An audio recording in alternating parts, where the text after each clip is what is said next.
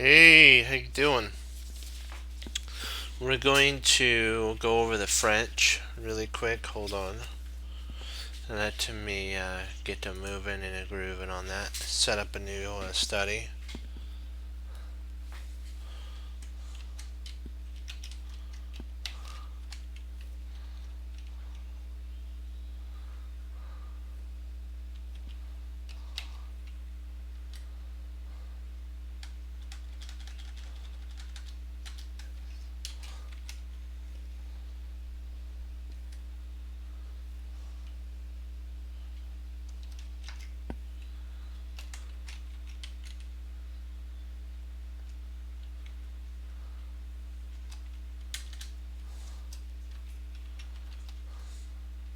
Oops.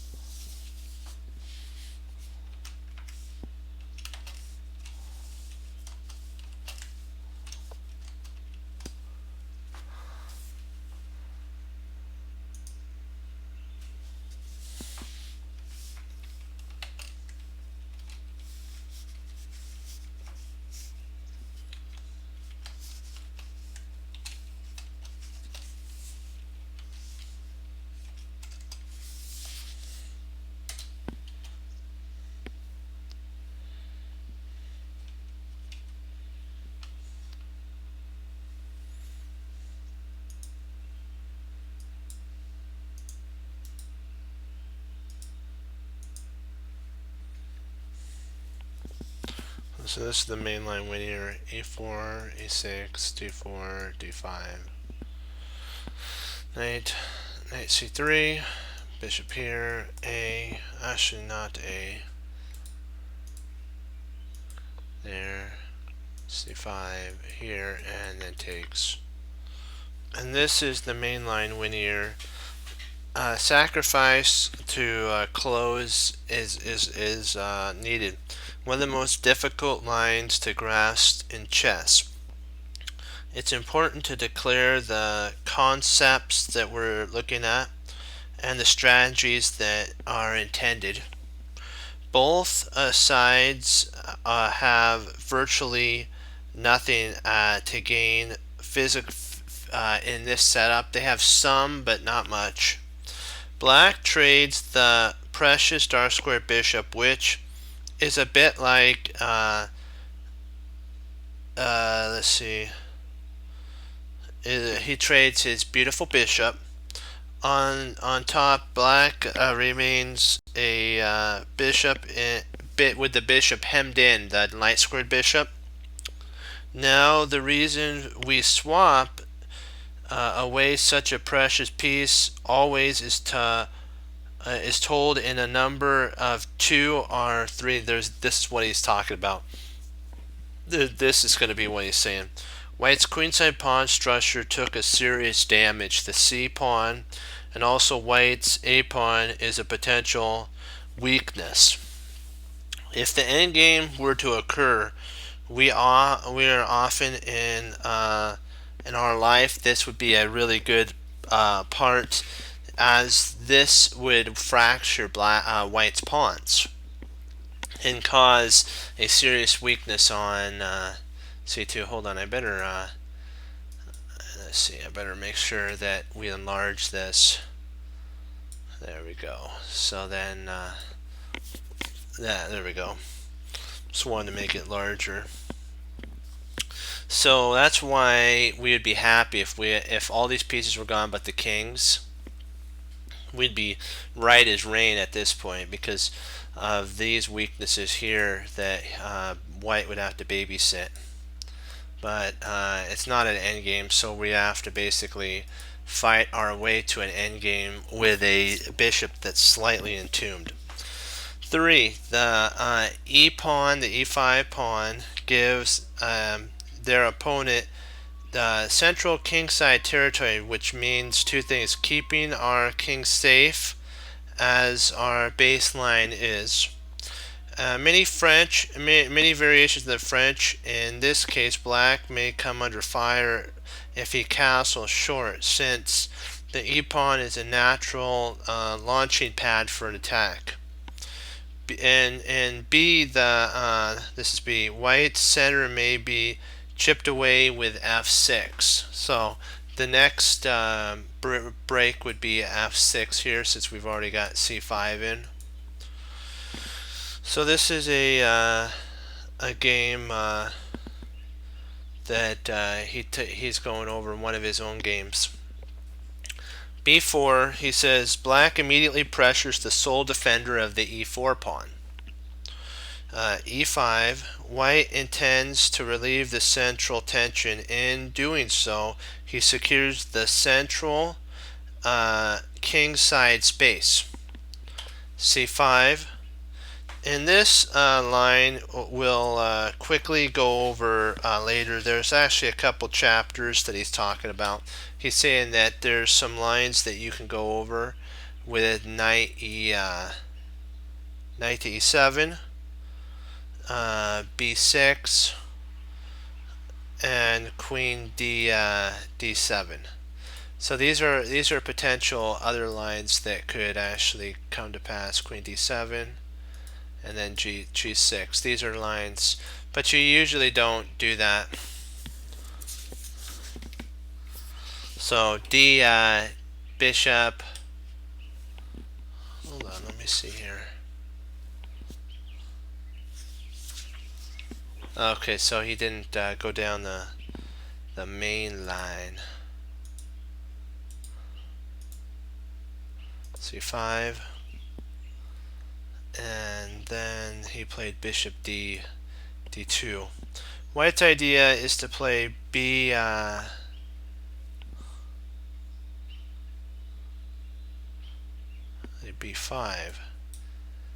and swap off the good bishop, and then invade on d6.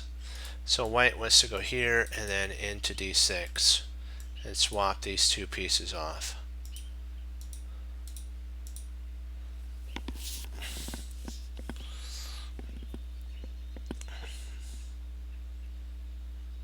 There's another sideline that potentially could arise out of this. There's queen g4. There's another line where white dispenses with a3 immediately and goes for the g7 pawn. Knight e2. Queen takes. g2 is actually a dubious move here because of the let me see here. Rook g8, and then pawn takes d4. a3.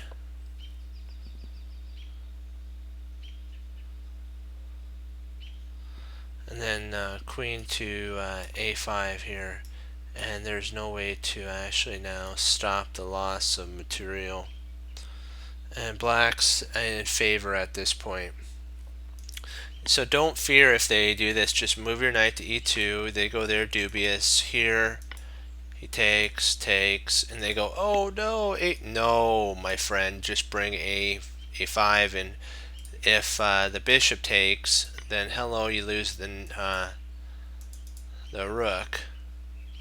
And if the bishop tries to block, then you actually lose a pawn here, and a lot, actually a rook and more. So it's that. So that's why you have to gotta be careful. That's why on move 5 right here, that's why you would play a3 here, and then b takes, and we get to the meat of the winner line, which we will look at in the next game. So knight e7, and knight b5, and then he takes, and of course queen's going to take. But they're saying that potentially white could have tried to relieve some of the tension with this, but that leaves the pawn weak always. Knight bc6, like what we talked about, that takes scope. You don't have to take immediately. You want to actually eyeball e5. Queen g4, castle kingside, and then knight f3, trying to come in with some attack. f5, queen g3, and then knight g6, and now we're double attacking this pawn. I already prefer black, who piled up on the e5 pawn. This was actually from a game, so he got this from a game. So here, white manages to swap away our good bishop without damaging his structure. A high cost of losing time, though. A high cost of losing time for white, though. It's going to regret that.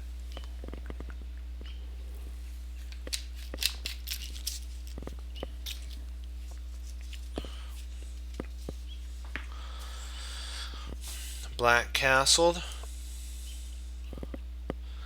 D takes C, and now we play knight d7. But there's also an idea of f4, and then a6,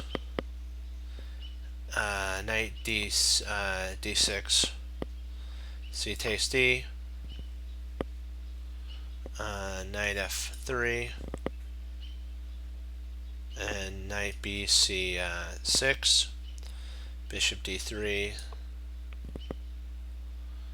and then f6 at this point, trying to undermine the pawn chain. This was actually, black gets a decisive game by constantly undermining e5 and I think we went over this game. This is an e-Burge game. We actually went over this a long time ago. And e-Burge actually went and won here. His name is Emmanuel Burge. Always be on the lookout for such a move which double attacks the c5 pawn and the e5 pawn. So always be on the lookout for a move like that. Knight f5 here. This holds on to the e pawn. White stands slightly worse now. If he had played queen to c3, he stands worse.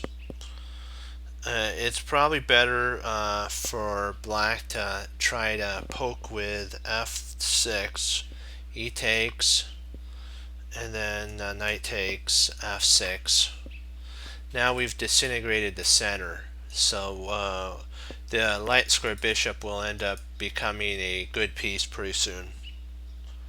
d3 and bishop d7. Now we're going to be going after the knight.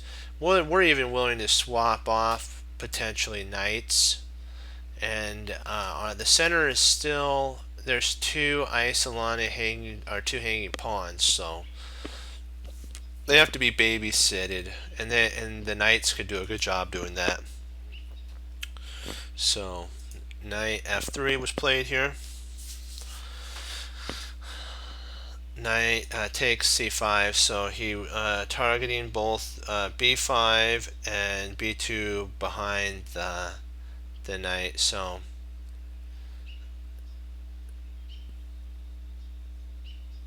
oops, sorry, actually I didn't move the moves yet. And then b6. So we're targeting b5 and these 2 points. Rook b1. Knight takes check. Eliminates white's best attacking piece. So queen takes now. And then bishop d. Knight c3. Knight bd7.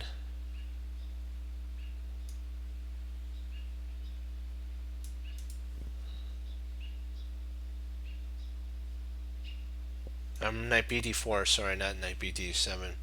Allows black to pick off a pawn with a5, a fork, and then c3, and then queen grabs the pawn, and you're up a whole pawn. So that's why he moved back to guard the a2 and also block the a5 infiltration. Rook ac8. This is to target the knight.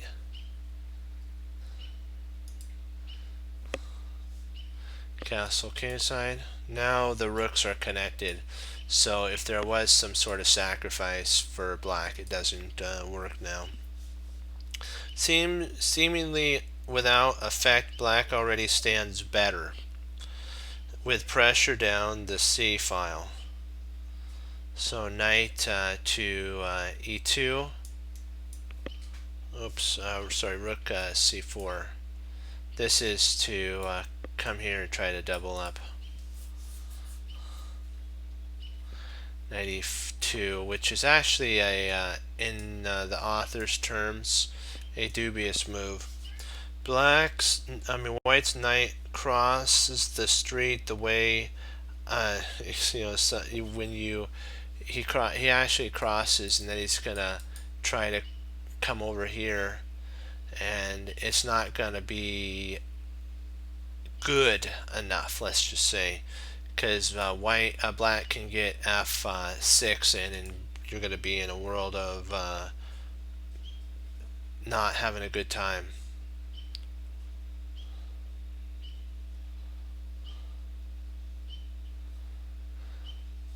So knight g6, knight d4, which is actually a mistake here. This is a mistake. The precise assumption has a way of blinding true precision. White's knight processes as unhurriedly as it gallops across the pasture, completely unaware of the farmers and basically everything that's chasing the knight, trying to get the knight away. All the people who don't like this knight, they want to take the knight out. Everybody is trying to go after the knight, and the knight's like, da la la la la la la, I'm gonna put myself here. What's it doing there? And they're trying to take it. White thinks he scores a minor victory with his knight by posting it on d4, intending to allow his opponent to do a sweet combination. You're going to love this. Knight f4 exclam. This is a beauty combo. Watch and see how this goes. Queen e3. And then I will let's see if the team's here. Alright, if you're wanting to put in, what do you think black is to move here? I'll give you an opportunity. There's a combination that's sweet.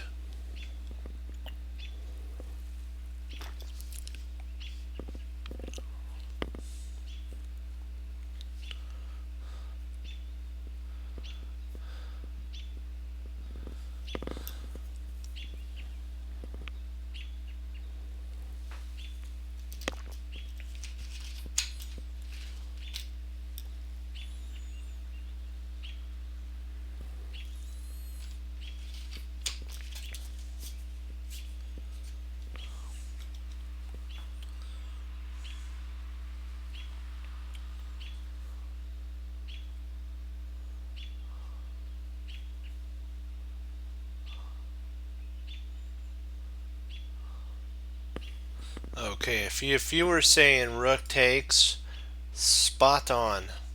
If he plays knight takes, then we have queen takes, and you're thinking, whoa, aren't you losing a queen? No, there's the combination. Loving it. Hello, the king has to move, and boom, kaboom, we got that piece. Combination alert. This position reminds us of the movie It's Quiet, Too Quiet. How did black force the win of material here? That's what we already talked about. When he actually, after rook takes, he played G3. So, and this was a mistake. So even worse move is like not so good. If you were unable to acquire the objective desire through this, he says, then the next step is to seize it through force of arms. So what could have happened would be knight takes. Actually, we already talked about this one here. Knight takes, which is, and then bishop takes is an exclam. So we did find the correct combo. And then queen takes, knight takes there, and when the king moves, he hops back, and black's two pieces are worth far more than white's extra his rook. It looks as if black is the beneficiary of lucky geometry, when in reality he laid out the groundwork for this luck through precise strategic decisions. Black set that up. So rook e4 here to cement the rook. To the white queen's utter amazement, the issue comes forth. The rook is giving basically her lip and saying, "Be gone with you. You're not going to hurt my friend the knight." One which she has never basically heard of before. No, black's winning idea is in this setup is basically white wins and black wins and white loses here. So queen takes queen, and then the intermezzo move knight e2. King comes up, of course, and then there. Black will be up a whole piece in this line, and even if there's a pin, the knight can actually retreat out. Well, let me see if there was a pin here. I guess you could play bishop b6 and then actually come here, rook takes. Let's see what would actually happen here.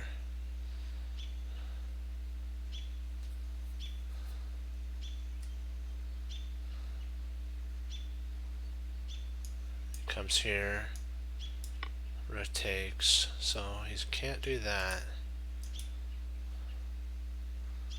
So bishop would have to actually come, then come to life, and then the knight would come there. The rook would come here.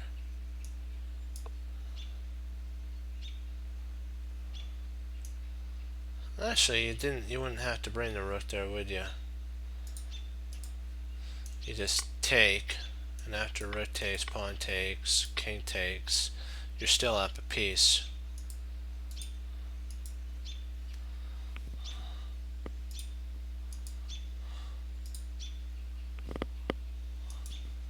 And this is where the game was won at this point. Did you know the German word Zugzwang translates into our Zinswitch? Zinswitch is in between move. And this way says, in my opinion, white's plan of bishop d2 and b5 is too slow, since black can undermine the pawn structure with c takes d, and later on play f6 with a tremendous attack to boot. Let's add another.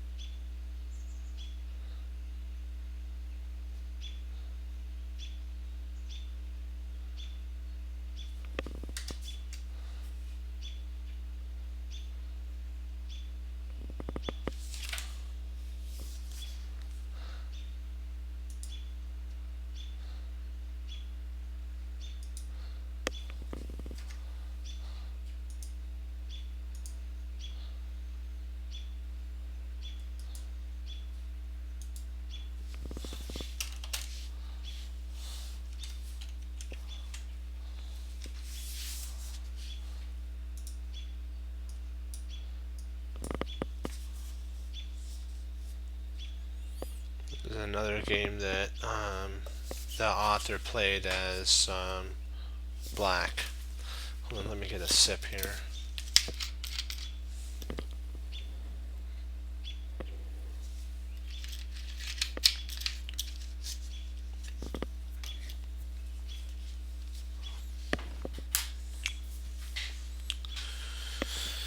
So e4, e6, d4, d5, knight c3,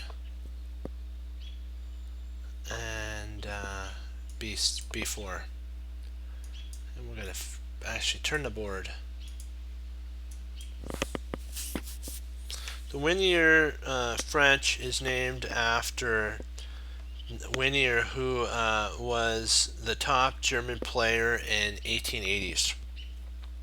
Until he was basically surpassed by Tarrasch, for whom another line of the French was named, the Tarrasch variation. So e5, c, a3. At long last, we've reached the main line Winier. C takes d. Bishop takes c3.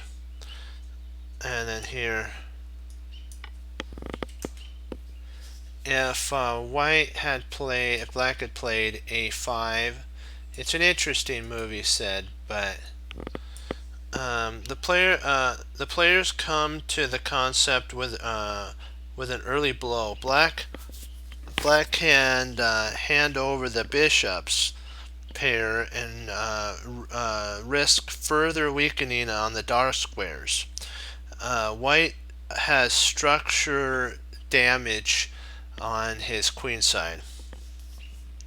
A5 is probably unable to equalize because of b4 exclam,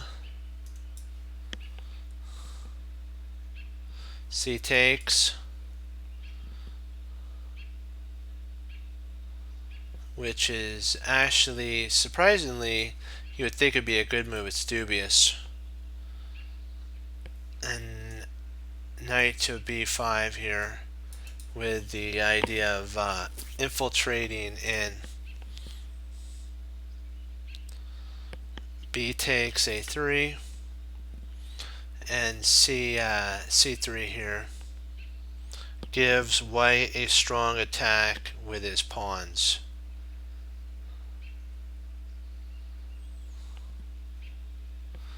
So what they're saying is b4, c takes,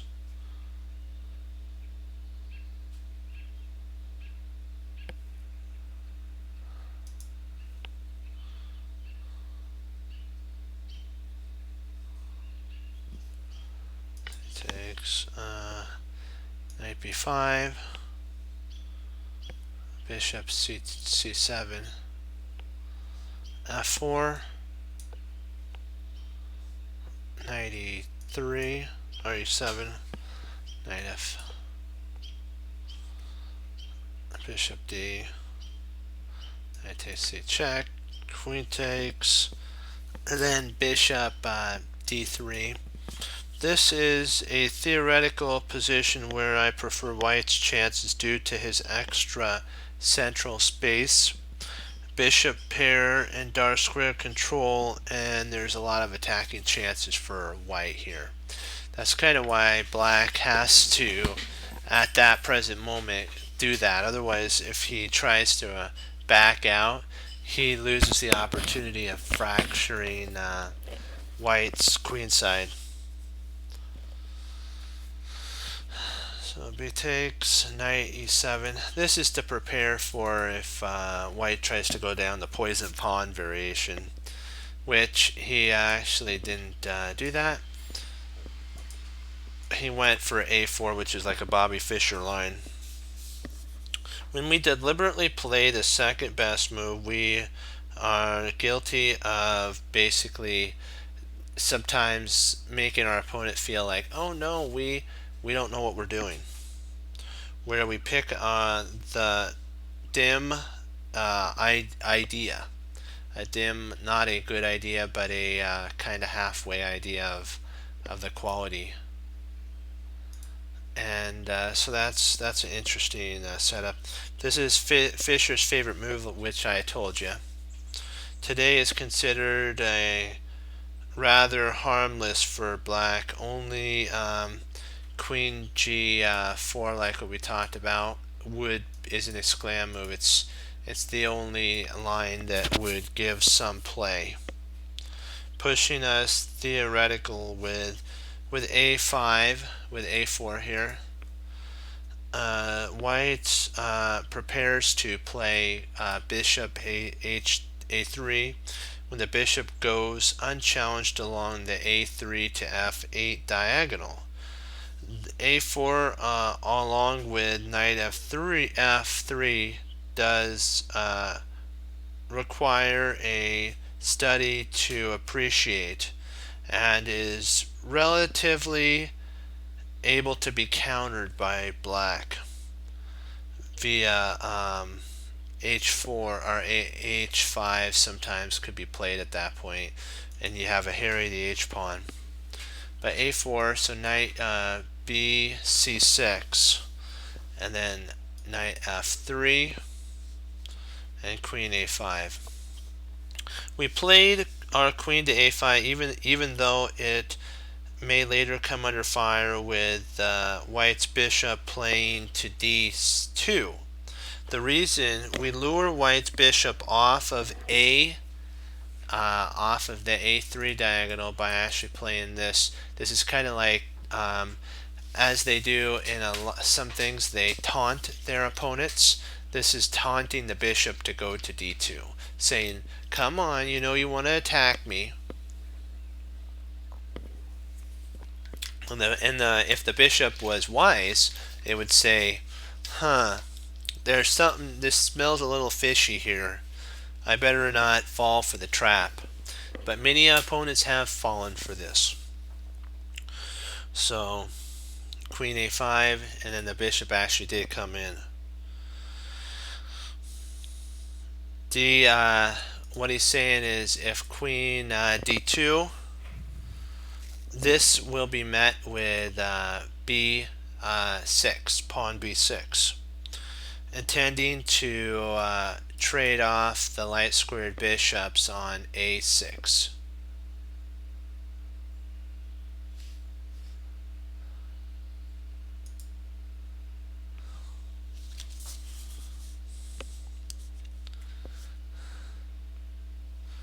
D2, bishop D7, bishop D3. White is willing to lose a tempo to provoke the ability of C4, which takes the pressure off of the center. And also, black's bishop remains passive, the light square bishop. Don't be concerned about white about playing C4 with tempo, since C4 undermines the stability of his own center. So if don't worry if white plays, let's say he plays C4 here. All you'd have to do is play queen C7, C takes D, E takes D, and then if C3, we actually could castle here. And if he tries to undermine the structure via there, you actually have knight takes, castles, and so bishop E2 is played. If you're thinking something like this, you have knight takes here, and now this is under fire, and there's a whole bunch of counter attacks. So that's why bishop E2 was played, and then bishop G4 to keep the pressure on. Black has equalized and may later be able to utilize the C4 square with a knight coming in to C4 via A5 to C4. So bishop D3, c4 was played, bishop e2, and then f6. Normally we try to chip away at our opponent's pawn chain from the lowest link. Yet, in many lines, the French defense directly challenges White's e5 pawn at its head. With this move, we issue a challenge in territory in which our opponent normally holds sway. Basically says sometimes they won't do it, sometimes they will. But this time, White took. I think hanging over the center domination like this is simply too inspiring, he says. And who ends up waiting and winning basically in the universal system? Not especially, let me see. This is kind of not a, this is an interesting opening. This allows Black to open the G file and eventually gain a greater central influence when he plays e5. So G takes, and so what would happen is, let me see here. Oh geez, okay. He's saying that potentially better for White might have actually been to have castled. Might have been to actually have castled here. And then if F takes E, Knight takes E, Knight takes E, and D takes A5, and then Black castles and we have an open file. We also have ideas of coming here for this attack. So he castled, then he castled. Black surprisingly castled. A logical decision now that the G file is open. Rook e1. H.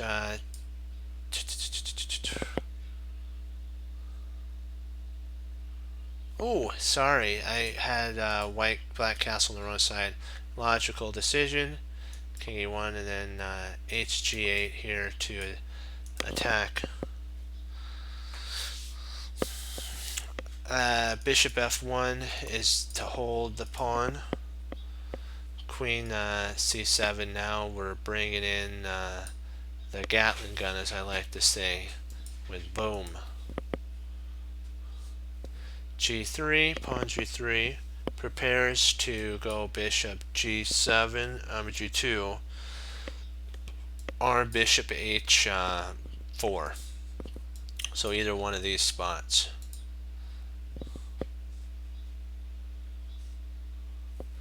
And then kaboom, e5, and we're saying hello. And he played bishop g. But if our opponent had played pawn takes, would have been an interesting move. That's what the author says. F takes g, opening up the game for White's bishop, but also allowing Black free reign in the center. This is how I would have played it as White, though. That's what he's saying. I would have played this as White. Bishop g5, or bishop g5. Oops, sorry, we're wrong there. Here, bishop g5 to cross pin. Queen b1, a4 to attack the knight. Knight h4, and then knight g6, exclam to try to undermine the knight. I want to straighten out my pawns, and he's kind of forced to do that. And so after takes, rook e3, bishop to e6, and queen f1. This move is out of consideration with the bishop, with E be with flow. I don't know what to make of this move, he said.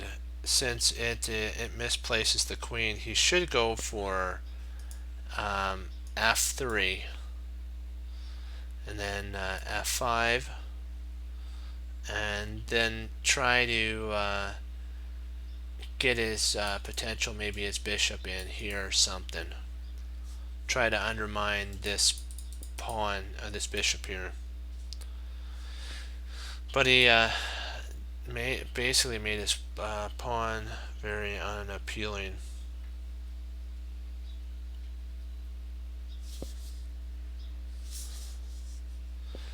G5, F3,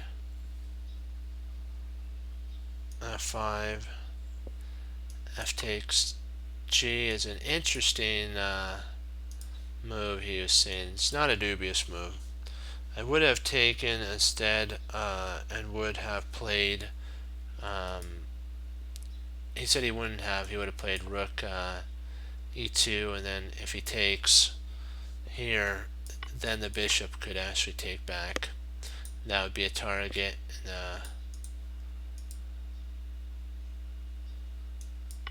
And now you'd have to retreat this bishop.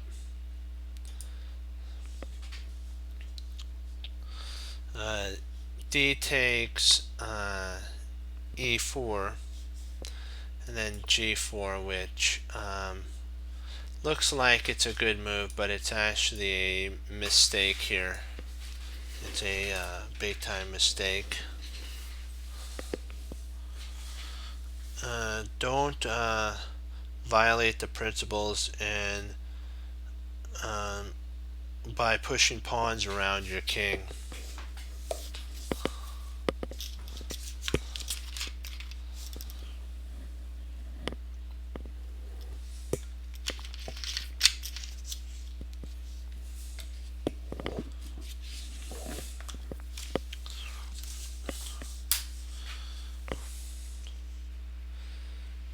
Rook H8 targets H2. Rook H3 is now another mistake.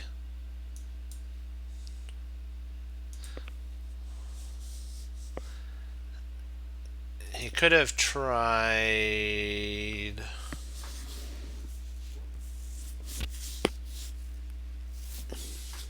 H3.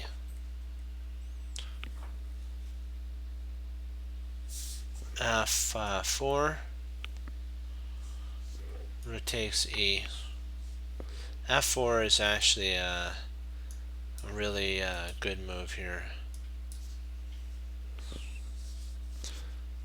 Rook takes E. D5.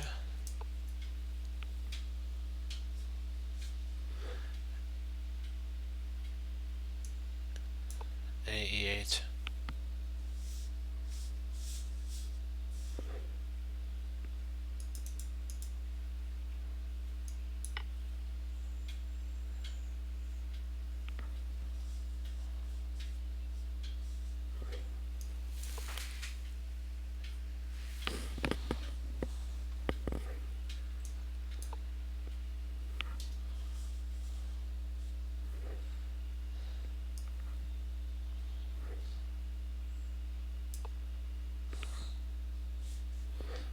F3. Bishop takes E4. Rook takes E4. Then Queen H.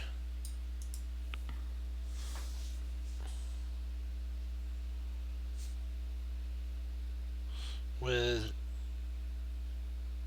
infiltration, but still playable for white. It's inferior for white, but it's still playable. Takes, queen takes, or bishop takes, f4. Black seems to have solely benefited from the play, the last basically battery. Now White's army gets trampled and they get bogged down. So Queen E2, Bishop D5, just develop. Bishop F1, E7, Bishop C1,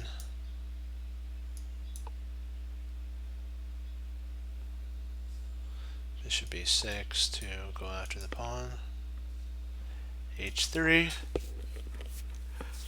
because the queen doesn't want to get hit with potentially F3 and then winning the pawn. See, the whole idea about this queen is to hit this and then win the pawn.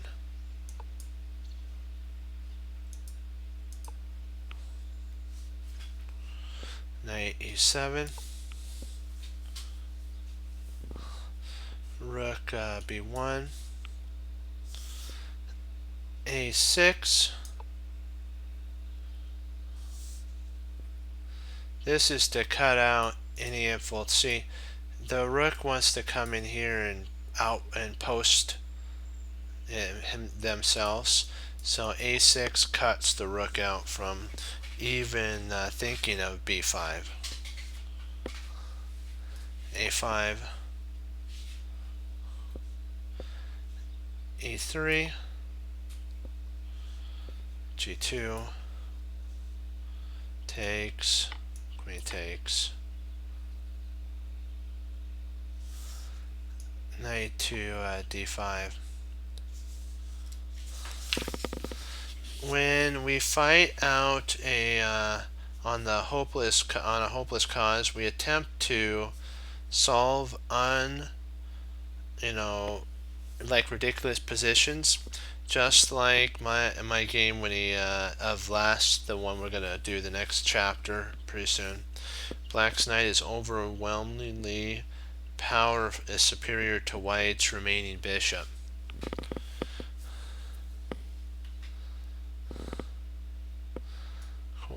Queen F3, Rook D7, Bishop B2. The tactic turns on the bishop hasn't a lot to say in this game. So knight F6. Now that the rook covers the pawn, the knight can move. A3, King D5. There is a fine line between a strong piece position and an outright bad position. White can't afford to swap, but neither can he afford to keep the queens on the board. So he has to swap. And then after he swaps, the knight swaps there. And then bishop b4. The bishop multitasks, both able to pray and haste simultaneously. White can't be everywhere at once since he is unable to cover c3 and f. He can't basically cover these squares here. So f3. Black's passed pawns feel like ants emerging from their anthill when they get stirred up. King h2, and then rook to f7. And how do you stop the onslaught that's basically about to come down the pike?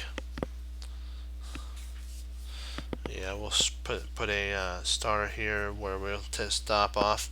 Today, he said it's known that a4 or knight f3 which we'll look at in our next game, she said, is too mild to produce a white edge. Only queen g4, which we've looked at later in this chapter, puts pressure on black's Winier. So we'll do some puzzles and then we'll do some endgame.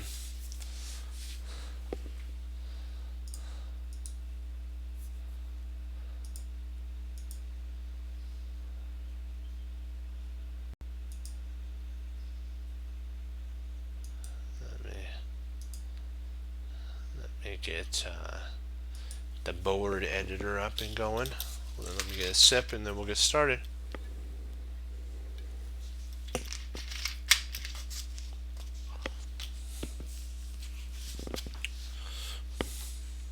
Clear the board. All aboard, as we like to say.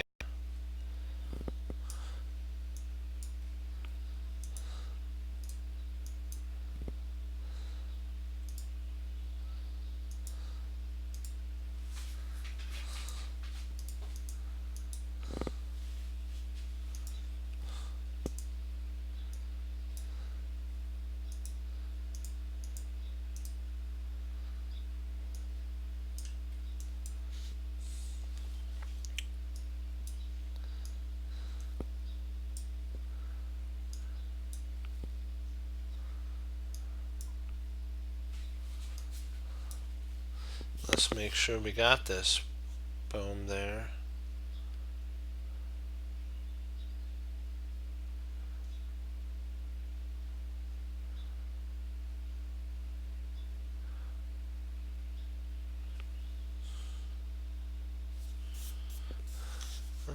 Well, we're doing some we're going to be doing some puzzles, and you're more than willing to, more than welcome, I mean, to do some of the puzzles and stay and do some puzzles if you'd like.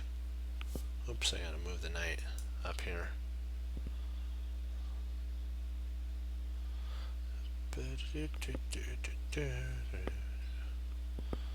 Alright.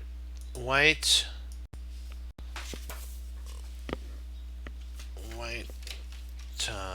Move. Mate and 2.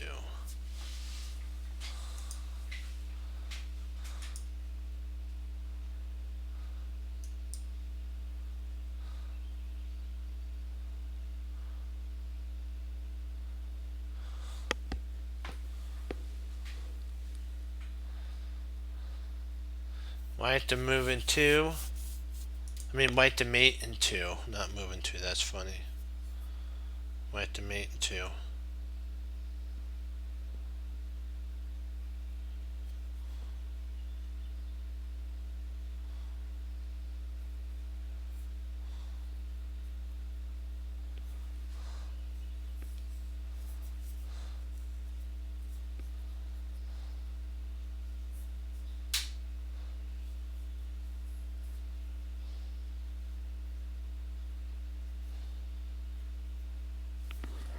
Make sure we got this right.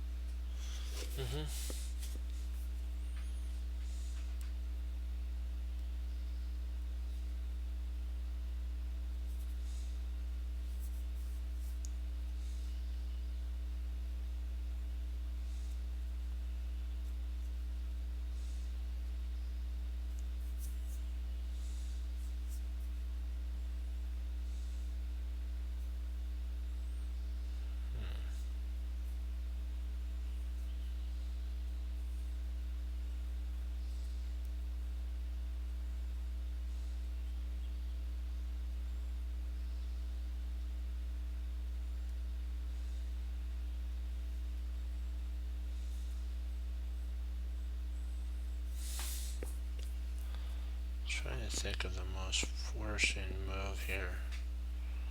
Am I missing any pieces that... No, I don't think I'm missing anything. Just want to make sure I'm not overlooking anything. No, this is it.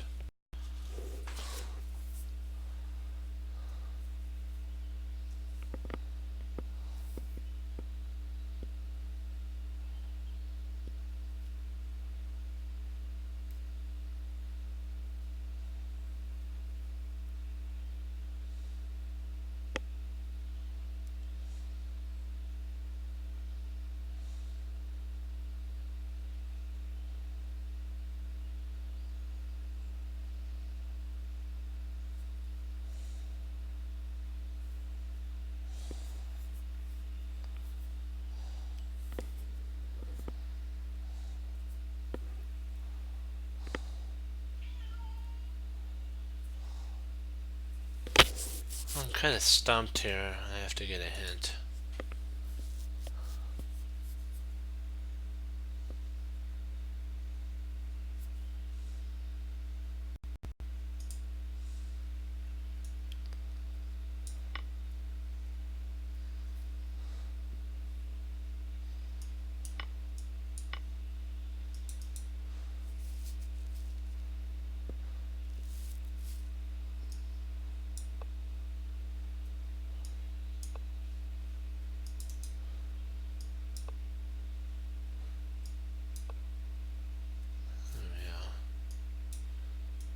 Okay, that was interesting.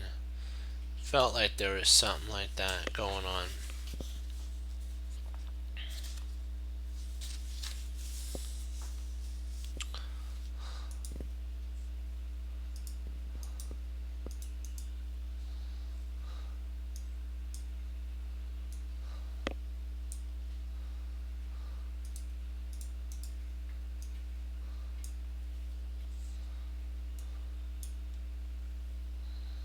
Well, this is a mess.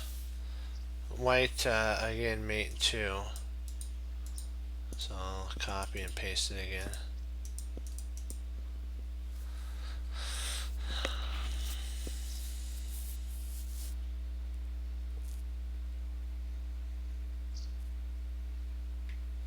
Think of this queen h8 takes, and then that's me, yeah.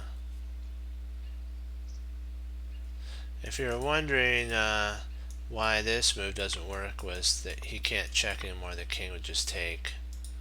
That's the reason that doesn't work. Okay.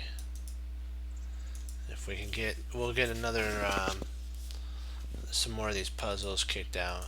We're going to try to do 12 a day, so that'd be 10 more to do. And then we'll do one end game, and then I gotta say adieu. And then goodbye to you. That was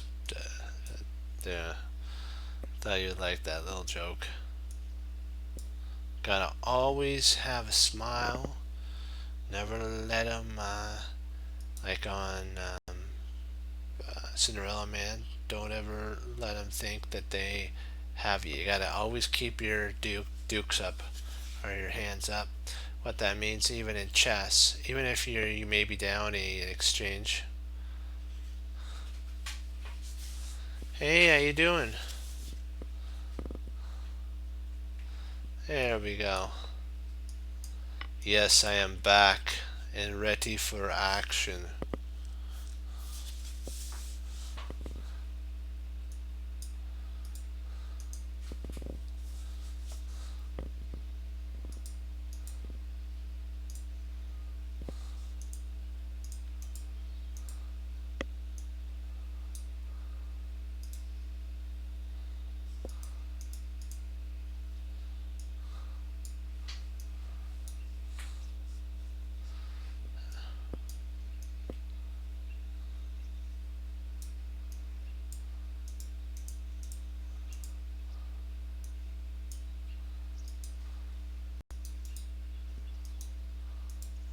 There we go.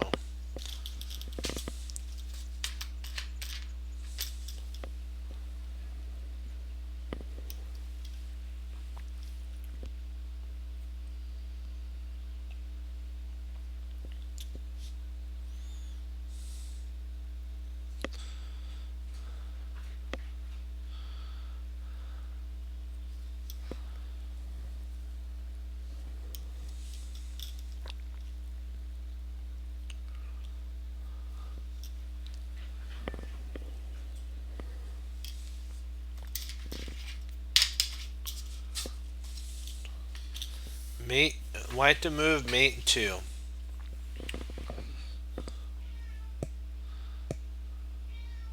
It's okay, little girl. Don't get upset. That's my kitty if you hear her meowing.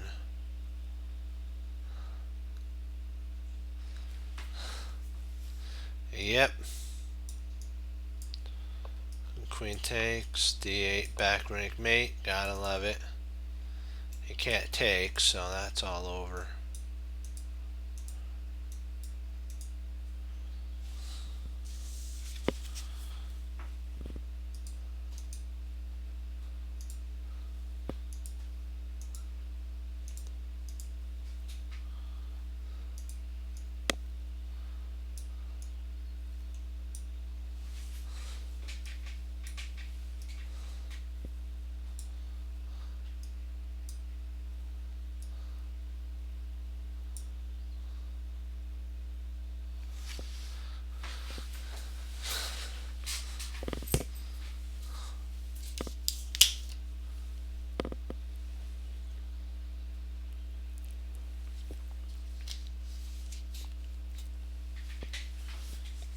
Yeah, I had to, I went to like a tournament, a chess tournament, so I, uh, I went and I was like, so I wanted to give it a shot. We did good.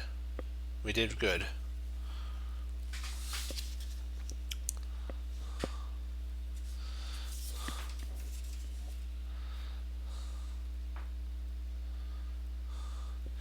There were a lot of people there at the tournament. It was fun. Yeah. And it was a longer tournament. So I did there was like a 3 day one. They have a 3 day one has like it has two G60s with 10 minutes, and then you have G90 with 30 seconds added on, and then you have a sudden death on move 40.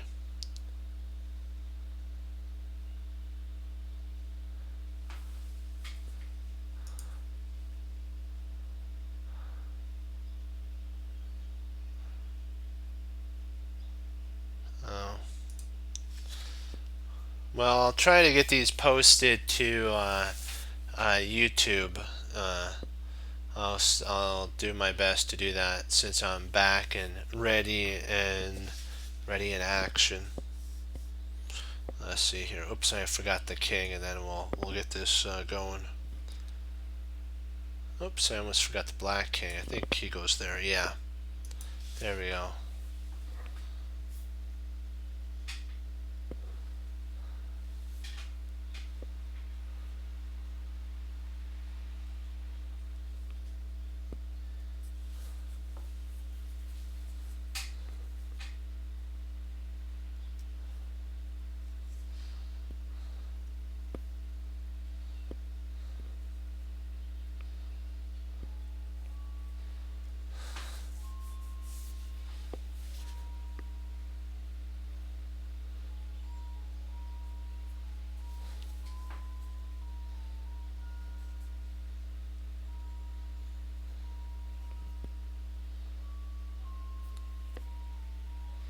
So white move mate two.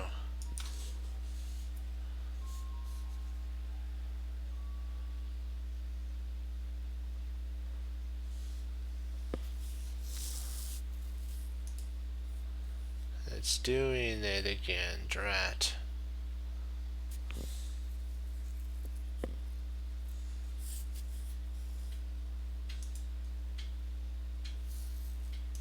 Takes.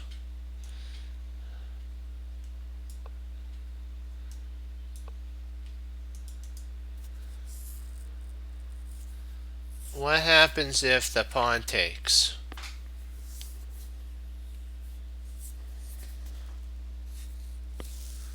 You have checkmate there, and if the king takes, actually the king can't take, so it's only pawn takes, and then there we go. Okay, let's do another one.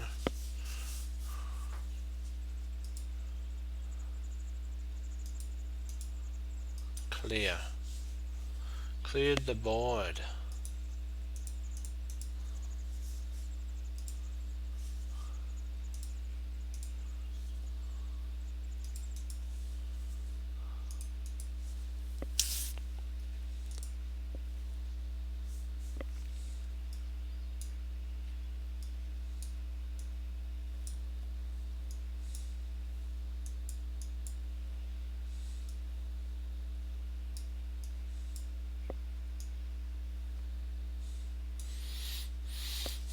Okay.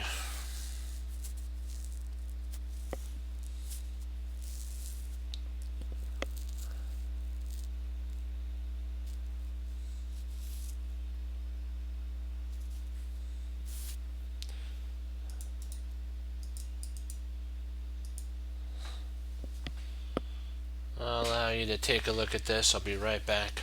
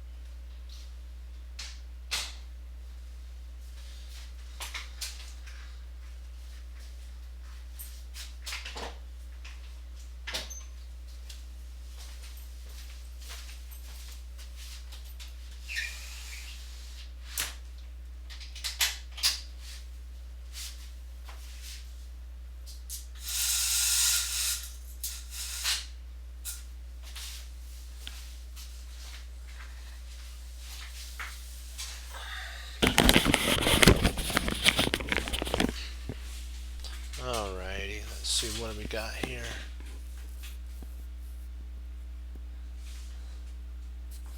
Okay, pawn, king takes, and then queen f4 mate.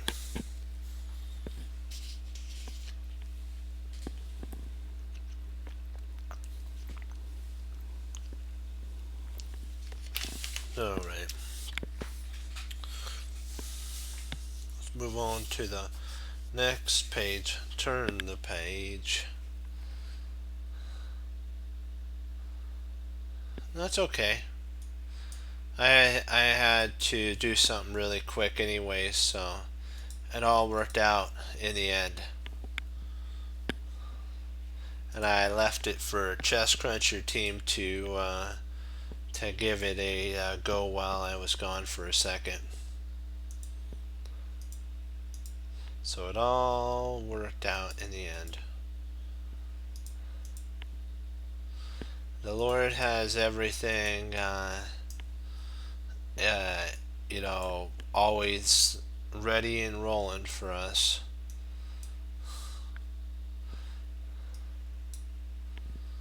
And I trust in that. So sometimes it's like, why do things happen?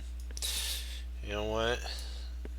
That's a question that most, like, you know, like sometimes I wonder why things happen, and then all of a sudden later on I find out that if that would have happened, it would have ended up bad. Like certain moves, I wonder why sometimes when I play certain moves, why my opponent didn't play these moves, and I'm like, and it was a good thing they didn't, because potentially my position would have been lost. But I thought at the time that the move was good, that they should have played. But you know what I mean. It's kind of one of those quirky things in chess.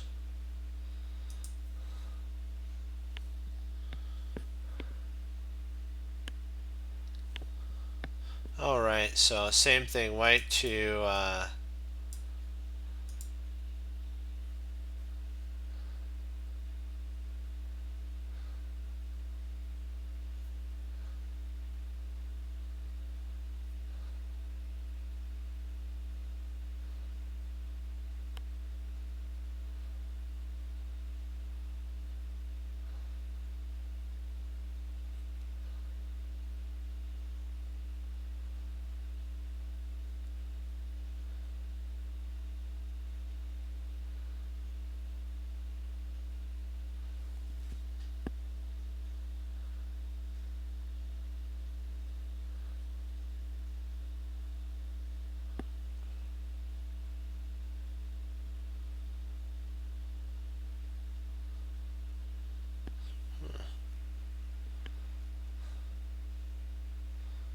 well, we know the Chess Cruncher team's good at chess, so you know, like in the Knights of South Bronx, when they said that if you win a chess game, nobody can say that you're stupid or dumb or anything like that.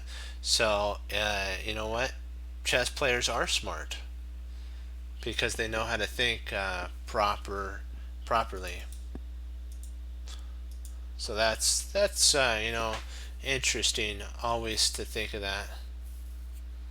Yeah, that's from it was a thing.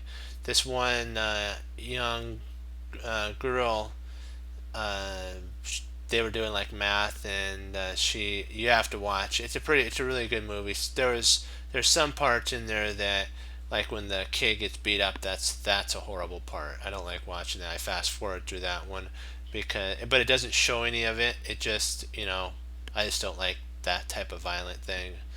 But the whole point is, she thought that she wasn't smart, but when her substitute teacher, who of course was a grandmaster, came in there and taught him chess and told the young lady that she then was all in on chess. And so that's when she found out that if she won a game of chess that nobody can say that, she was all in. Yeah. It's called Knights of South Bronx. It's a really good one.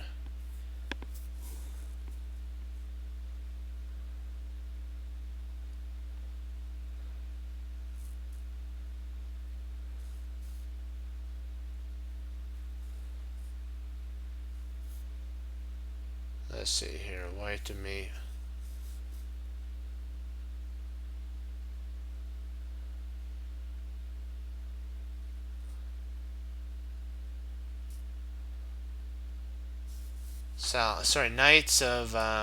Knights of South Bronx. Like the in New York, there's a thing called the Bronx, and it's the Knights, like Knight.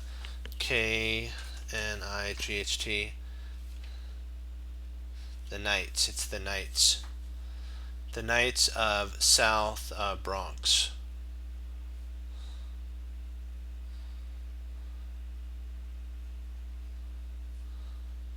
They when they get they the cool thing is, I'll just give you a little teaser. When they get to the basically nationals, that's when they get their name.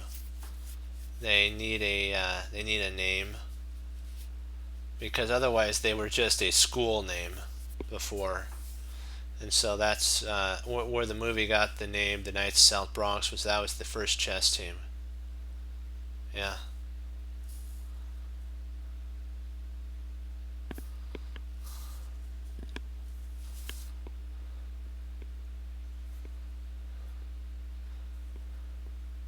And they actually were like the most winning team for a while. Bishop G, double check. Yeah, I guess that would work there, huh? Yep. Let's see here. If we did that, the knight would block, and then he would come over. So you can't. The only way to do it is a double check. King takes, and then check there, and these areas are covered. Yep. Gotta love the double checks. The hardest thing is setting up sometimes for the double checks, though.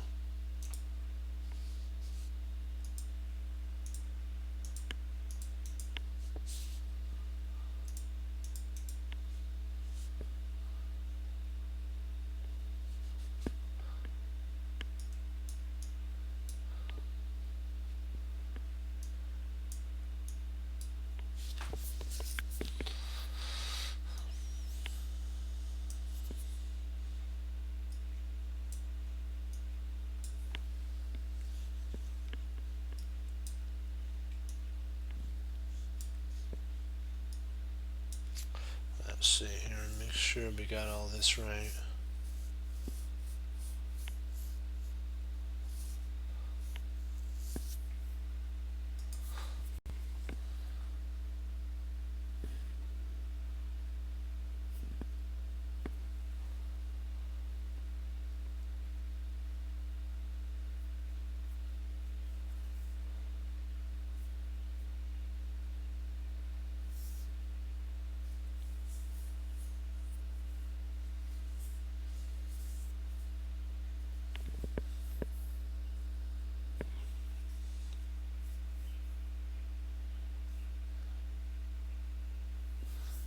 This should be a walk in the park, as I like to say.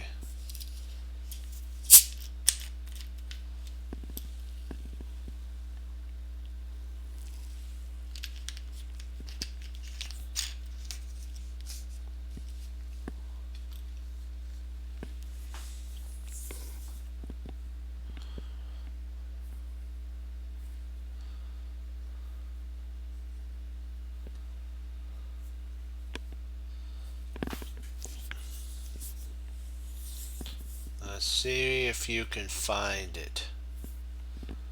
I know you see it.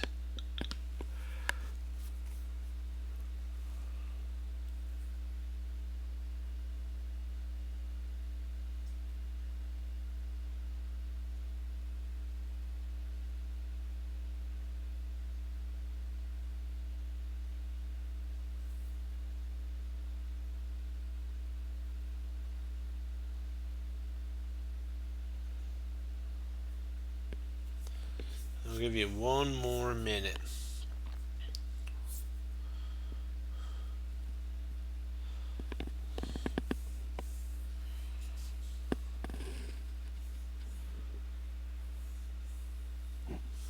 Hey.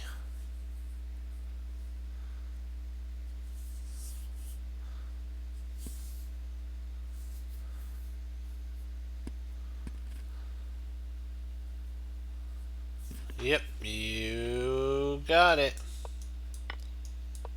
That's right.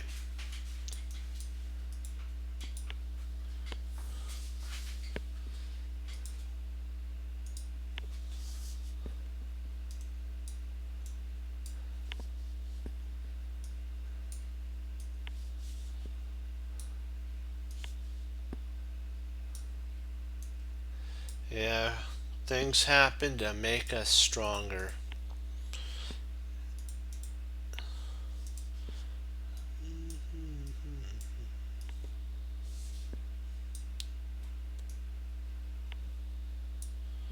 Let's see. So there. Let me see. Ah, queen and two bishops. There, and two bishops. Where's the king? And where's the other king? Ah, perfect. Okay, let me make sure I got all this 100%. Yep, then we got her. We got her done.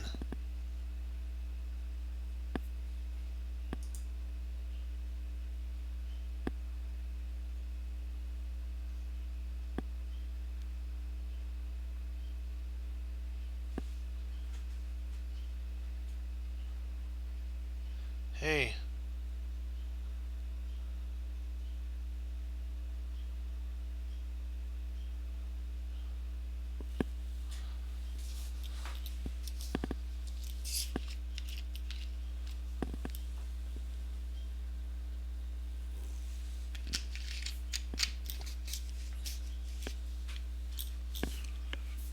Alrighty.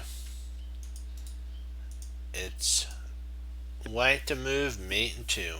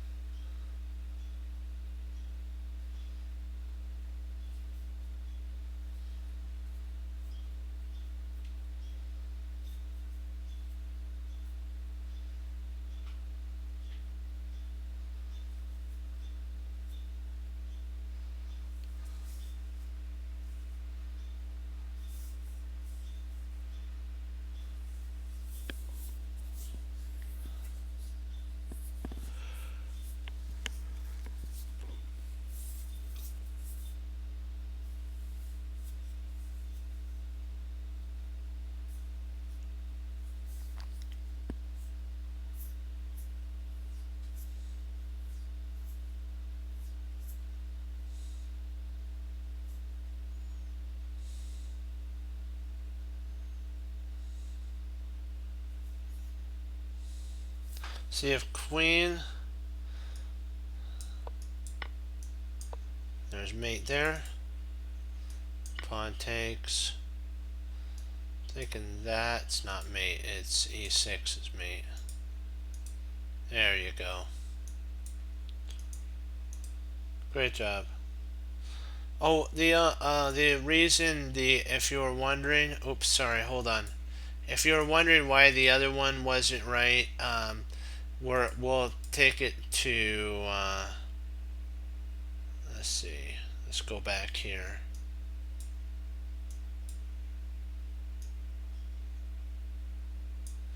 Right here. I believe this is it. If you're wondering why the move,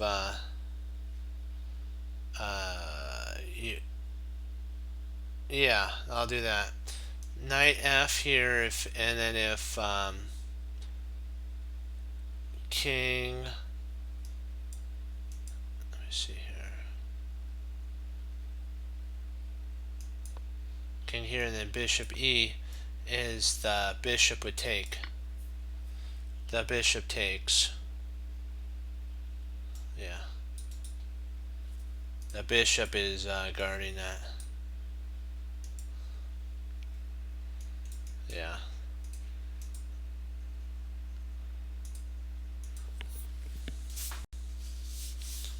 Okay, dokie. Let's.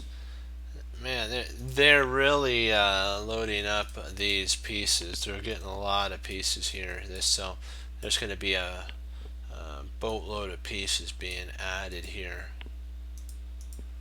Whatever you do, don't get frustrated, because even though there's a lot of pieces on the board, tactics do spring out of nowhere. Sometimes, say your opponent may set up for you to set up a tactic, and you'll be like, "Wow, I didn't see that until your opponent moved to certain moves." Like, that tactic was there.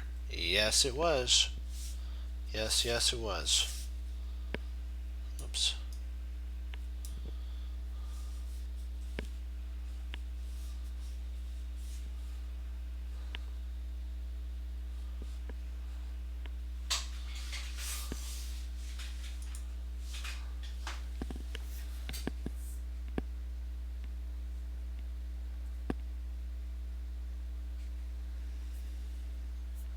Was is a sometimes, and it's like a singular, and were is plural.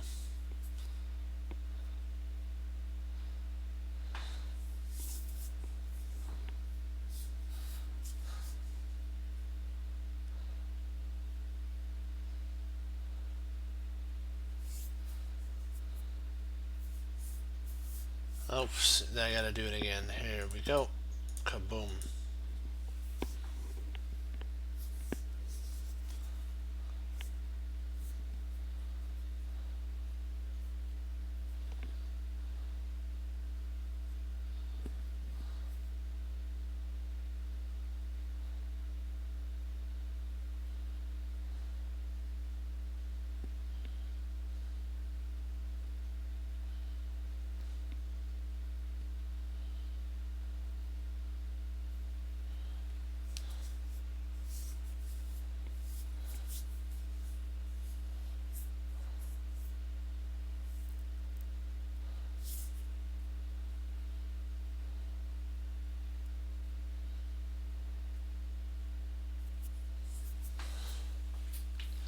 Okay. So takes, king takes, and bishop g2 is mate. Nice job. Good work.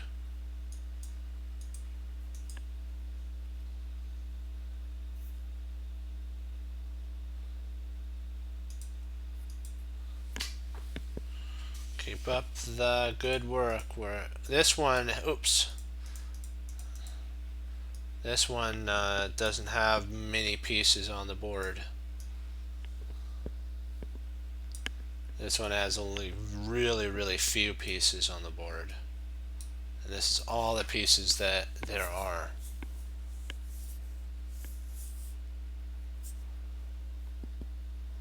This one's a pretty cute mate.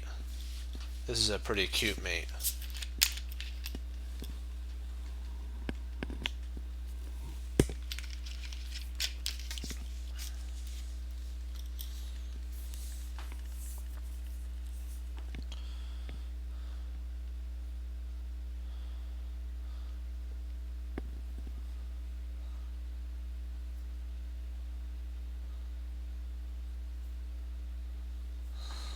Yep.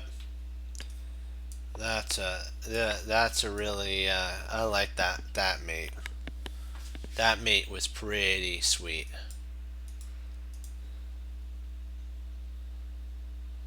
Yep, and that's all that matters. You know what? If you see it.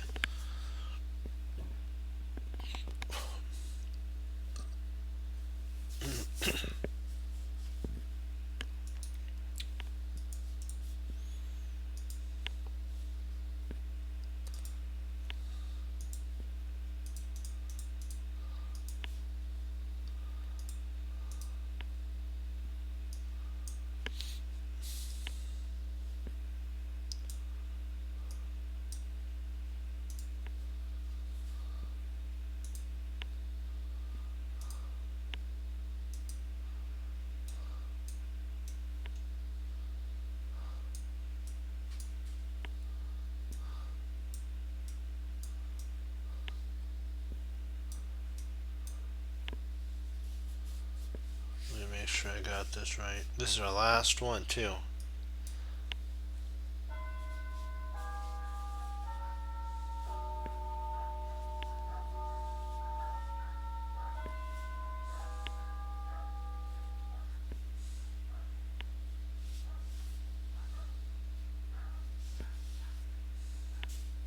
Okay.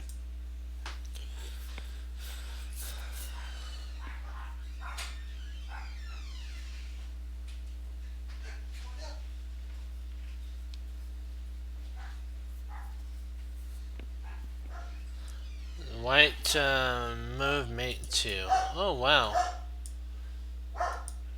You already solved it? Whoa. That was power right there. Nice job. Oops. That was a pretty sweet job there. Play okay. Nice work. Gotta mark this. Erase the spot that we're in. Every day, you know, we're chipping away, improving. You know what? Improvement doesn't happen overnight. It happens every continuous day. No, that was just my doorbell.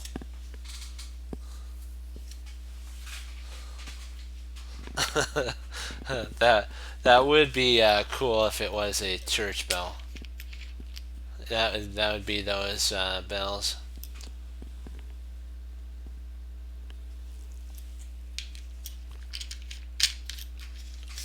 I'm not sure. My dad actually got the doorbell, so not sure where he got it. So.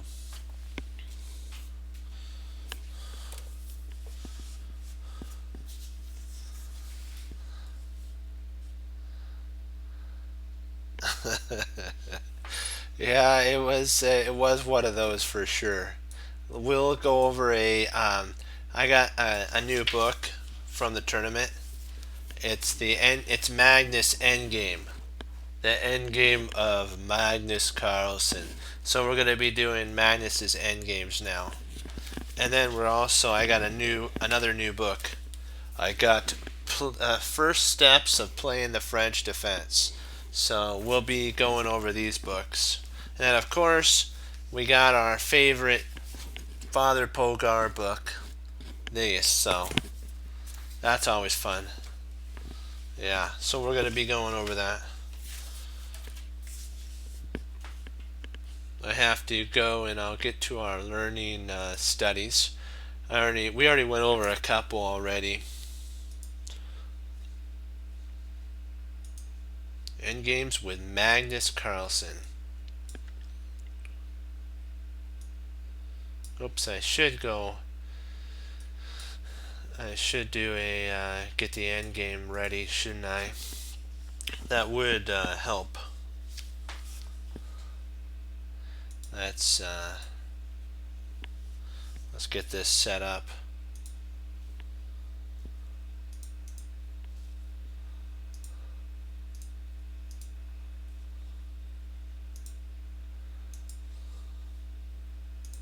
Yeah, they knew that Magnus would be a great player, but the author, even in the book, said that they didn't think that he was going to be the world champion. They knew he was going to be a first class, player. A player, that would set, the tune of certain move sequences in the end game, but they didn't know how good Magnus Carlsen would be. Yeah.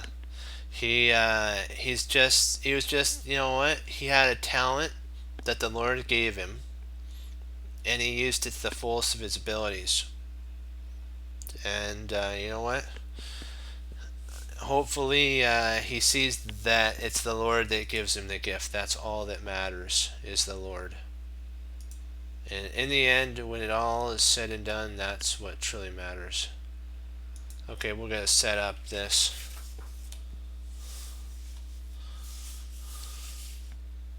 This is his opponent was. This is Magnus 2000, year 2000. So this is a young, very young Magnus. So we're taking Magnus from his humble beginnings, which were, I would say, he didn't have humble beginnings because he was such a great player. You know what I mean? So I'll just do C for Carlsen, and this other guy has a long. His opponent has a his opponent. I'll just put B there, and so that I can just make it not as long than it was in bad. This is the city that it was in. Our place. 2000. I gotta put a comma. Actually, probably I should do that, and then a comma here.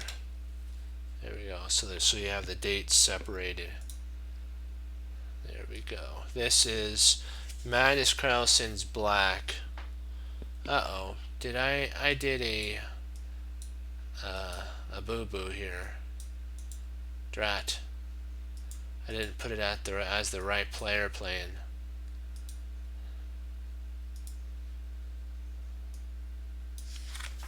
I'll have to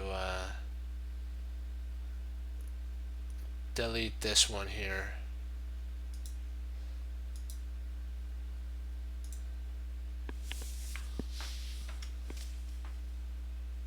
There we go. Modify.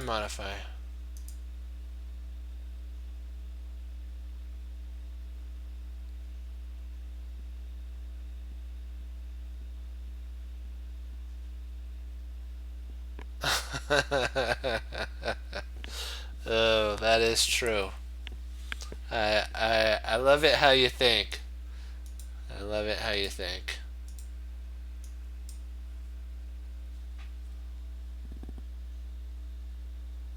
Bobby Fischer. I think that Bobby Fischer was a world class player as well. I see a lot of similarities in Magnus and Fischer, that they both were great players. And you know what? They both left a legacy on the chess community, and that's basically what's going to happen. Magnus will leave his bookmark on the chess community, just like Bobby Fischer left his bookmark on the chess community. Everybody will know Bobby Fischer.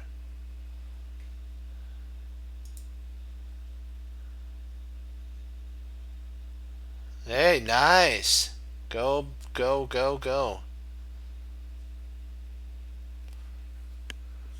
Okay, so black to move. The young Magnus played rook b8. Black is somewhat worse as white's rooks are more active. Magnus was with this remarkable idea for a 10-year-old. He provoked white into pushing the b-pawn and exchanging black's slightly basically dubious pawn on d4. So if Magnus had tried to play to hold, it wouldn't have actually worked out as well, because his opponent would have gotten his rook in behind the d-pawn and caused a lot of chaos there. Now there, and then d7, and it's like two rooks are being attacked now. I mean, two pawns are being attacked. So this one move provoked a tremendous concession in white's camp. b3 had to be played because white, his opponent, Magnus's opponent, didn't want to babysit the b pawn. But what would have been an interesting setup would have been f2, which in theory it looks like it babysits the pawn, but it actually doesn't. It's an interesting play. It sets up for the ability to later on potentially play b3 and maybe even a4, b4, a5, and potentially b5 when the rook gets in behind the pawn. So it's a build-up, a pressure build-up. This didn't actually happen in the game, but this was an idea that the author said potentially could have arisen from this position. b5 and bishop d7, and white has an edge in this position. So his opponent played rook b, c8, now to take scope on the new weakness, which is c3. c4 was played.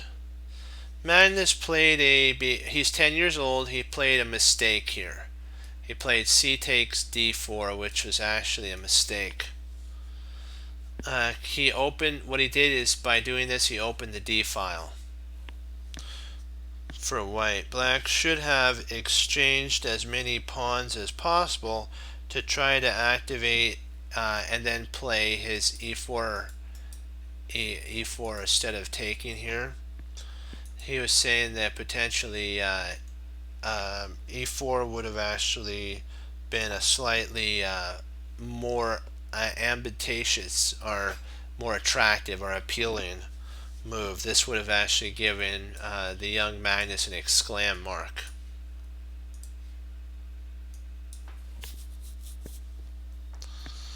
And if c takes d, then e takes d3, and now Magnus has a really powerful pass pawn that's coming up the board in one move. If the rook played rook d1, but I'm just giving you a hypothetical. If white, this is just from me, if white played d6, black can actually play d2, and if he gets in front, then the rook can actually come to c1, and now white's in a world of trouble. He's in a world of trouble. That's why white can't push but play rook d1. Otherwise, he's going to be in a world of trouble.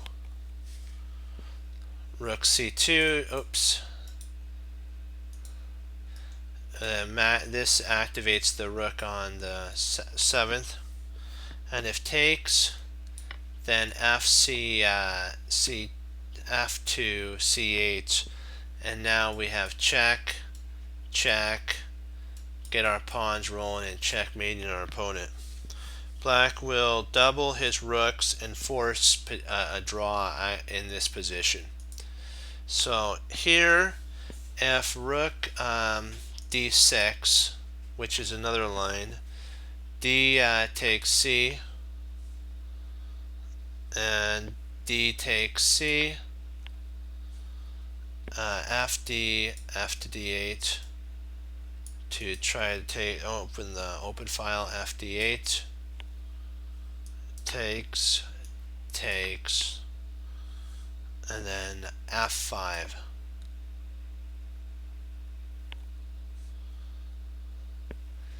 g2. If you're thinking of like a check, that's actually welcome. That'd be a welcoming thing for Magnus. And if he takes, now you have this that could actually arise. And if he tries to go after the pawns, you have f5.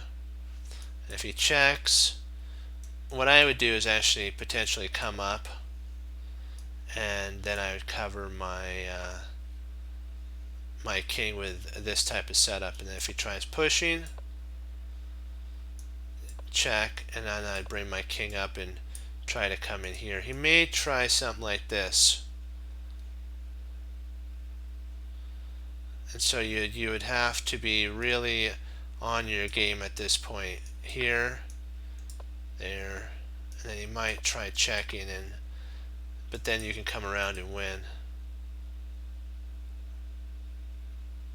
Round 7, about 7:15 to 7:30, 7:15 p.m. PST time.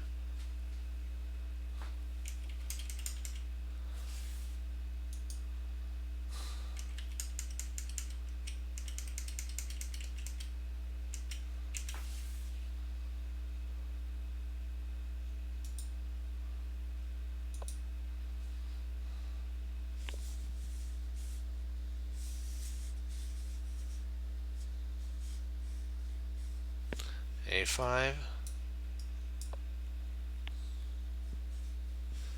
a6, rook d8, and black holds regardless of the pawn deficiency that'll arise. Black would hold.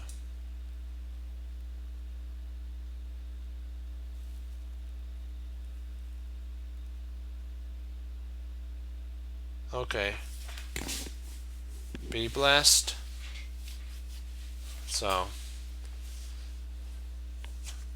and I'll see you tomorrow. Play okay.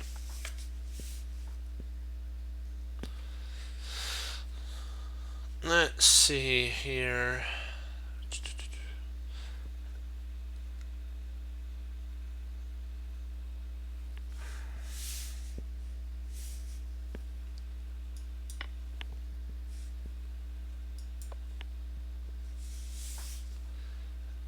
F5 rotates.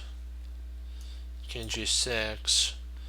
White's pawns give him an edge, but it would be easy to go wrong in this complex endgame. So f6 here. Occupying the open file would have given an advantage. So if he would have brought his rook over, this would have been an exclam setup. And then f6 would have had to been played. King g2, h5, and then d5 to stop this this push here, to stop this push. And the position is unpleasant for black. White can start pushing his queenside pawns at this present moment with that move, but he got a little too greedy. So rook d8. Now black has a potential draw here.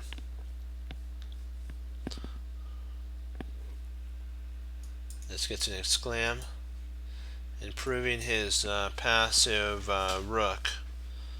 So rook f d6.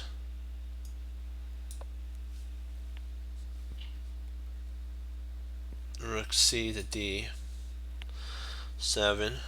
Rook takes, and then c5. Magnus plays f5. Exclam. This looks like, wait, aren't you provoking your opponent to go to c6? Yeah, but we don't mind that.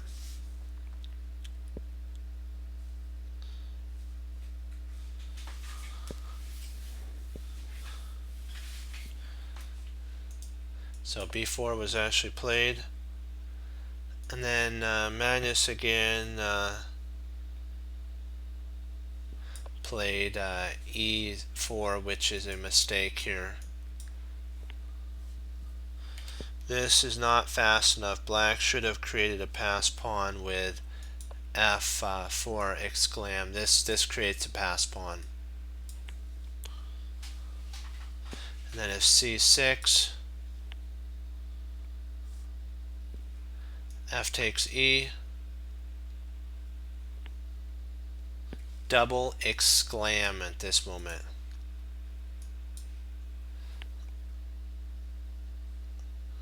If the king came up,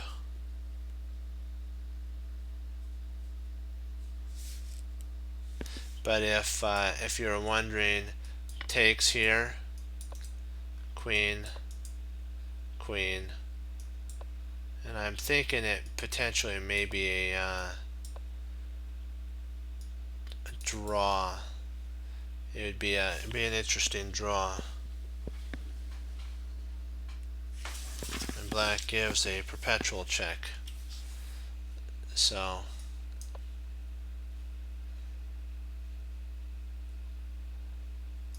which would be something like this.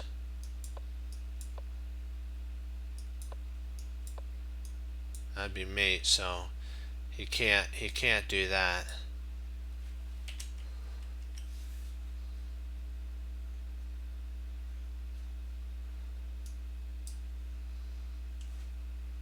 He would have to actually go back up the board again, and the queen would just follow as he went up the board, and then back down, back down, back down, back down, and back down, until they find out that it's not worth pursuing the game anymore. So g2 was actually played. Rook f7, rook a3,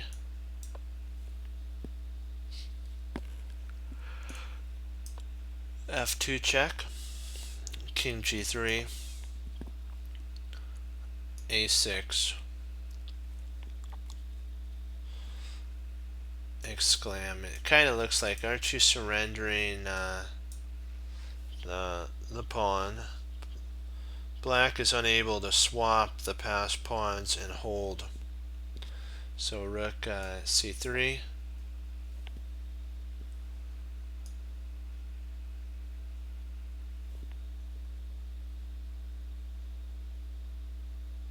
bishop f6,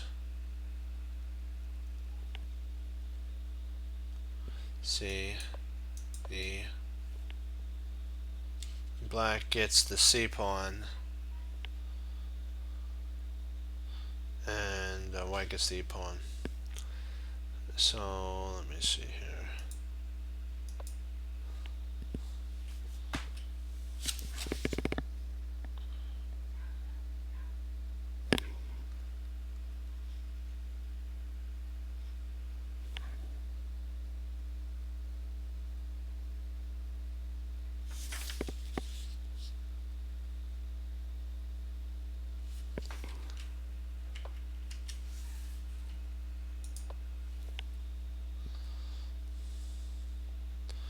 E takes f, g takes f, c6, rook e7, king g2, a4, rook a5, and king f6, and that covers these 2 points. The 2 connected passed pawns are powerful enough to keep the ending balanced. His opponent actually blundered at this point and played b5, which was a mistake. They're saying that c6 exclam is actually a winning move here. There's a couple lines that could arise. Rook c7 would be a playable line in b5, f4, king g1, f4, or not f4, king f6,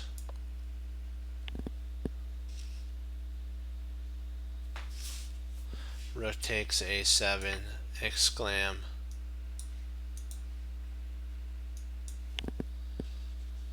This sacrifice opens way for the pawns. Then b6 would be played. Rook takes a2,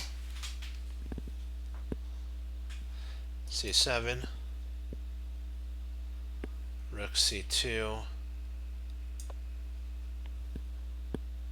b7, rook takes c2, b8 equals queen, and the queen will defeat the rook.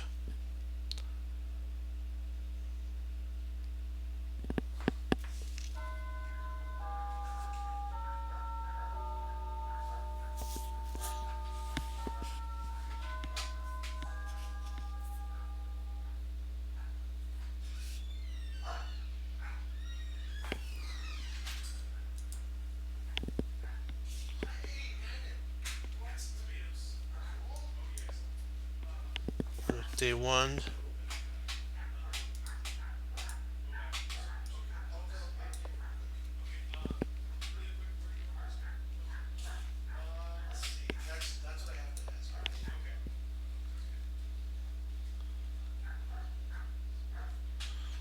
One sec, I'll be right back. 1 second.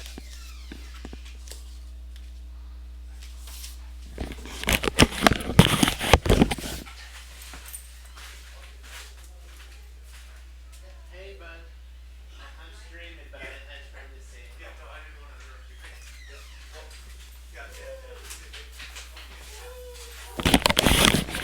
There we go. Okay.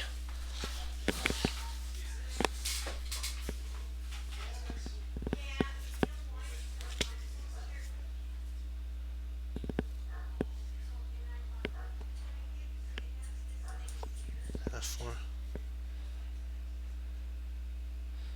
takes a 7 check. King F6,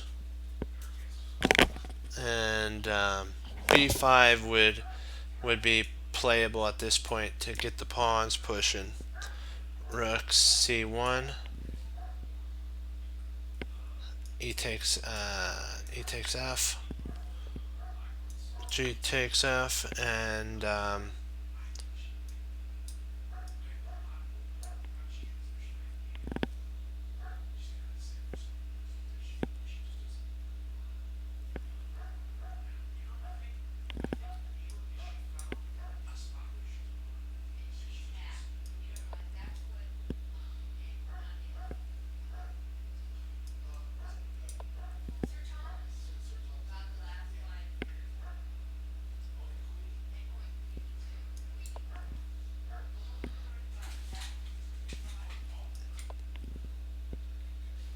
Rook E.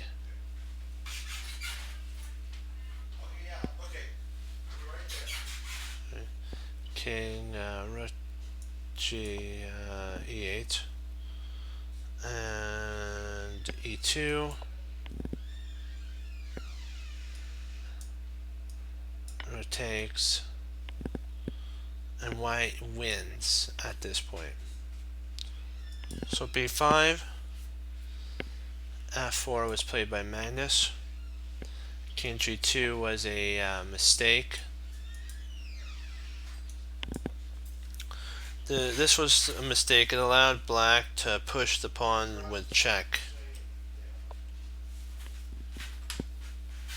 So King G1 would have actually been a better move with Rook D1.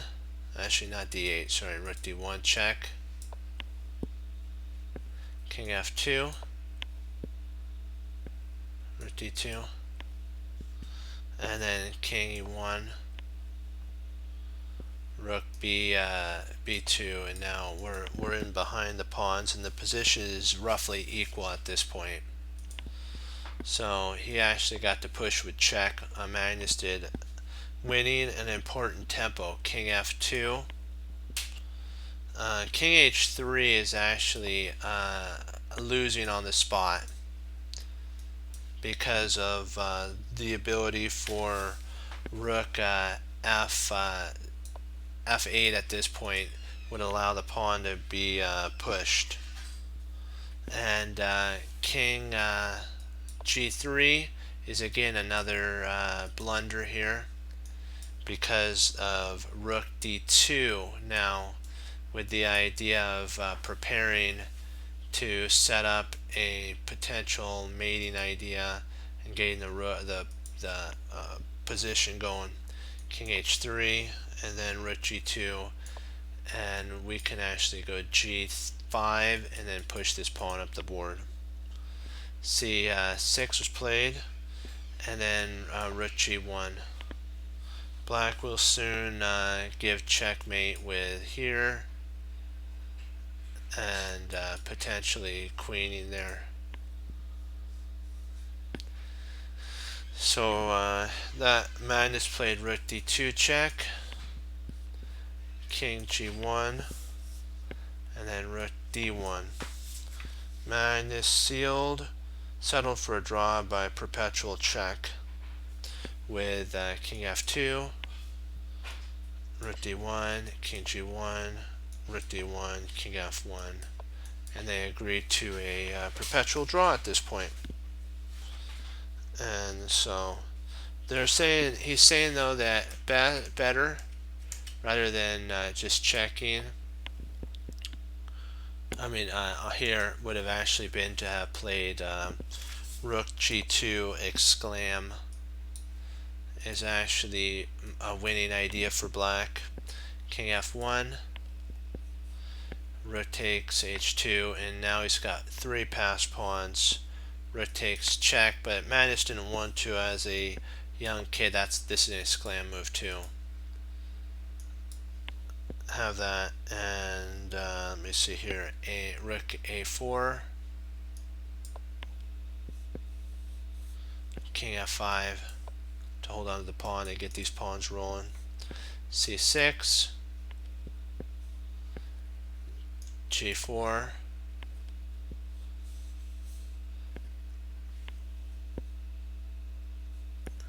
let me see here. Oh, king c7, rook c2, b6, g3, and white gets checkmated interestingly, and he could have won the game in the end. I wonder whether Magnus missed it when they analyzed it, or just wanted to keep the analysis of the book simple for the reader who did not themselves play chess like this. So the game was drawn, and we talked about that. I found 4 Magnus games from 2000. All of them played before his 10th birthday. He was not a complete amateur even when he was young. That was one thing that I'll put everything here, and I got a log now, but I wanted to, oops, I got to put my bookmark back in. Okay. Do you have any questions? I'll give you 1 minute to say yay or nay. And actually, I'll give you 30 seconds because that should be enough time. Do you have any questions on the Magnus game?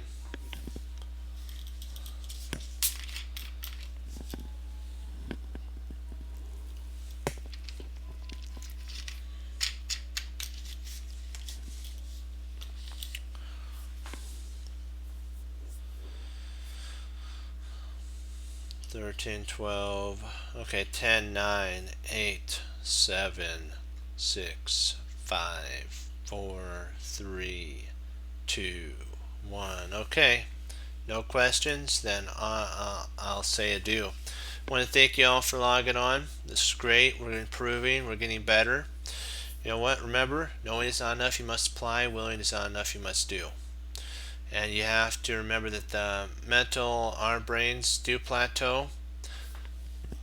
Excuse me, but what we have to do is keep pushing forward, but not letting ourselves stay stagnant. Put on your Grandmaster glasses. Remember that talent will get defeated by work because talent won't work. The sad thing is that's true sometimes. And remember, every small journey starts with every small step. I see that. Every long journey begins with a small step. And you know what? We have to always remember Bruce Lee said that he didn't fear the person who practiced 10,000 individual kicks, but he feared the person who practiced one kick 10,000 times. You become what you think about. If you think you can, you will. If you can't, you won't. Either way, you're right. And don't give up. Get up. And treasure your victories and learn from your losses. Remember that mistakes do not define you. It's how you handle the mistakes that define you. That's a really hard one for chess players. And you know what? It's not fun to make mistakes because usually mistakes lead to losses or when you're winning draws because you made a mistake. But you have to analyze it, find it, fix it, and keep improving. But the one thing we have to always remember is the Lord Jesus is in control of all things. He'll never let you down. He'll never not be there, but you have to receive him as Lord and Savior. And what you have to also remember is that it's important in chess to keep pushing forward and never not striving for greater things. The Lord has given us talent in chess, and you know what? Sometimes you may have to take some time off to improve and study. I understand that, but don't give up. Yeah, I'm not giving up, and I know you won't give up. Well, I gotta say, as what a chess cruncher does, they hang up their coat, they hang up their hat, they sit down and study when most won't. A chess cruncher does, and that makes all the difference. And as Wesley So says for Lord Jesus, and as I say, God bless. And I'll see you next time on Chess Cruncher TV. Have a blessed morning, afternoon, and evening. And Lord willing, I'll be back on tomorrow, and we'll keep pushing forward.